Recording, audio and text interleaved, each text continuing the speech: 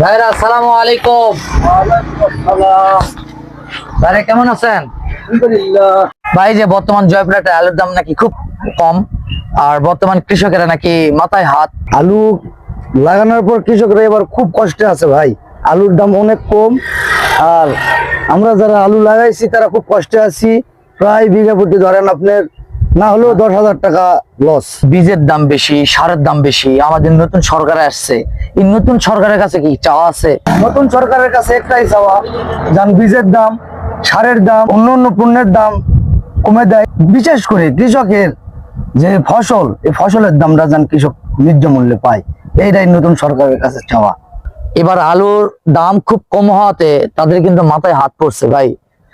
আমাদের নতুন সরকারের কাছে একটা চাওয়া, এই কৃষক ভাইদের পক্ষ থেকে আমি চাচ্ছি তারা যেন অন্তত সারের দাম, এই কি ঔষধগুলো আছে এগুলোর দাম একটু কমিয়ে আনে, সীমিত করে। কারণ আলুর দাম একদম নাই, সীমিত। কত করে ভাই? ভাই 200 টাকা, 220 টাকা, 230 টাকা মন, একদম সীমিত ভাই। এটা দিয়ে কখনো সংসার চলে না।